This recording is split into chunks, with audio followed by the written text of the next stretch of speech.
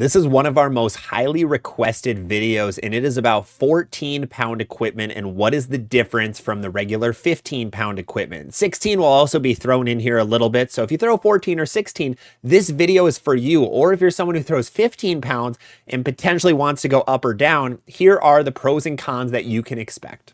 If you enjoy our videos, make sure to drop a subscription. It's the best way to help the channel. It's completely free, and then you can be notified every time that we have a brand new bowling video go live. But let's get into the difference between 14, 15, and 16-pound equipment.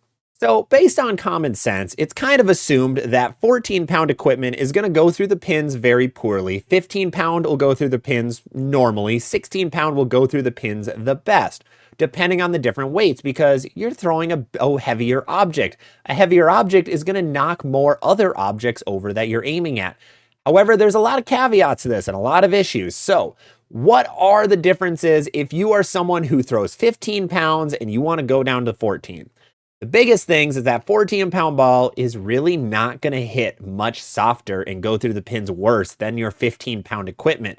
USBC has done studies on this. Various YouTubers have done studies on this. Various other ball companies have done studies on this. And at the end of the day, 14, 15, and 16-pound stuff goes through the pins fairly similarly. One of the reasons is if you're a bowler who throws 15 pounds and you throw 15 miles an hour, well, that 14-pound ball, you're going to throw a little bit faster with a few more revs. That's going to help your ball get through the pins and avoid that deflection a little bit better.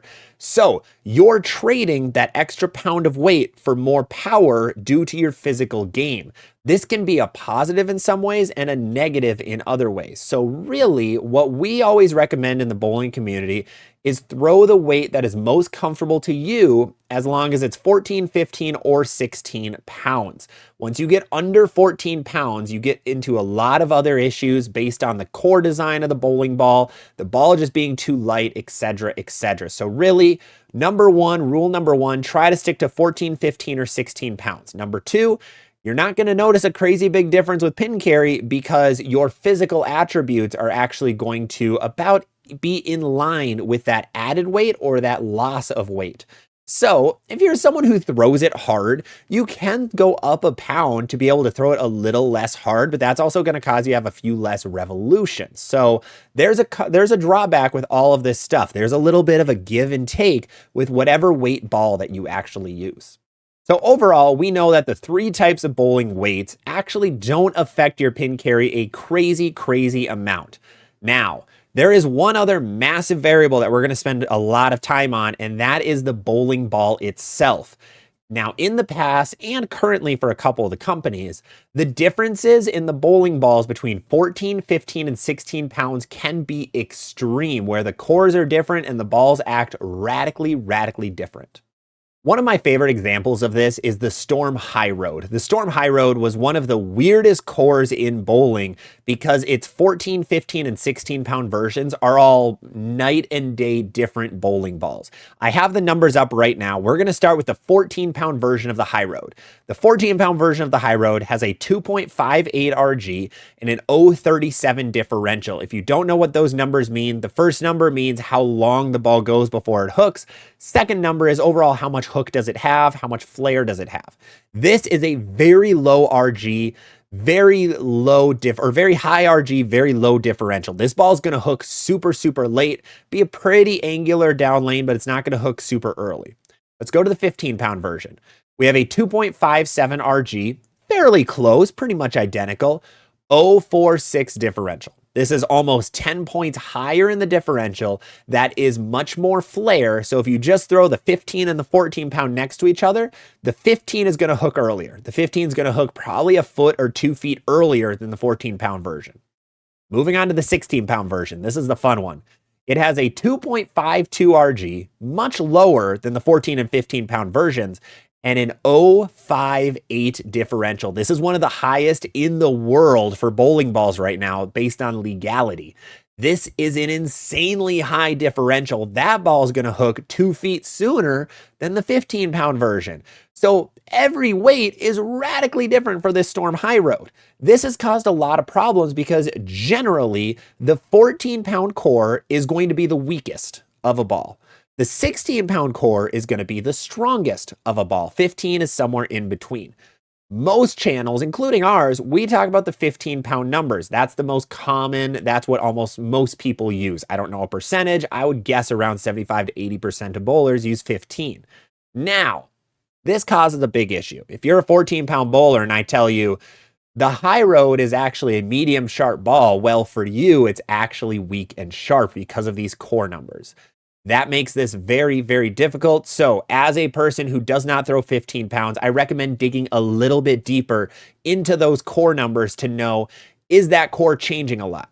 There's been one big difference in bowling that has actually changed this, put it on its head, and that is actually AI technology from Storm Bowling, that amplified inertia filler around the core to make it actually close between 14, 15, and 16 pounds. We have the Storm Equinox up right now. In 14 pounds, this has a 2.49 RG, 0.053 differential, 0.017 intermediate differential. Whatever. 15 pound, nearly identical, 248, 054, 018. 16 pound, nearly identical, 247, 054, 016. These cores, you're not going to notice a difference if you throw them all next to each other. Nearly identical. Storm is trying to flip things on its head and make sure that the 14, 15, and 16 pound versions of a core act the same. This is huge for 14 and 16 pound throwers.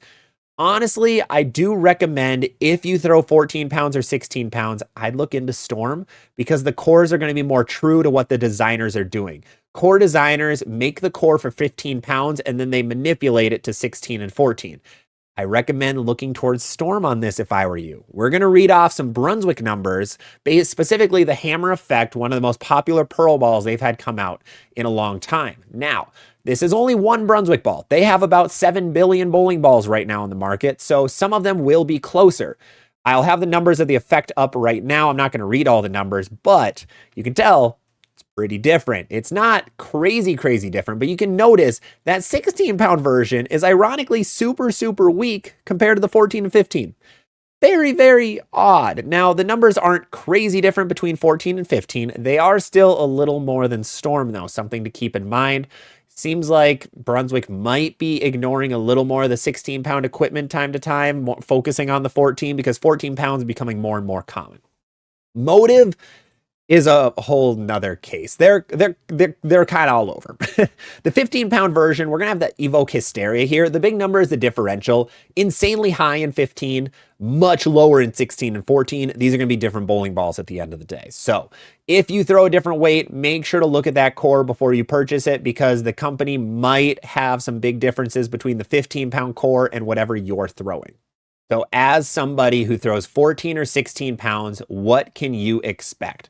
Number one, a thing I haven't mentioned yet, bowling balls are generally cheaper for you, especially discontinued bowling balls. Now, new bowling balls, same exact price across the board. If you look at discontinued bowling balls, like the recent Brunswick examples, you could buy bowling balls, brand new ones, for $65, $70 compared to $120 when the 15-pound variants. Very interesting thing there. So if you buy discontinued stuff and you don't throw 15, you might be able to pick up a lot of balls for really cheap. I had a viewer pick up for $200 3 brand new bowling balls. Crazy. Number two, hitting power doesn't change a crazy amount because your physical characteristics and physical attributes change how the ball goes through the pins. The lower the weight, the higher your speed, the higher your rev rate. Just basic math on that one. Number three, the cores are all different. So always look at the cores for the weight that you are throwing. On this channel, we will have a guide for all of the core numbers if you need help determining what those numbers mean, because the numbers will be different.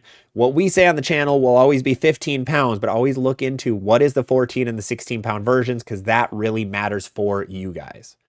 But with that, that is everything we have on 14 or 16-pound equipment. Let me know any questions or comments you have down below. I'll try to answer as many questions as I can about this different equipment. This is a very important thing for you to know if you don't throw 15 pounds.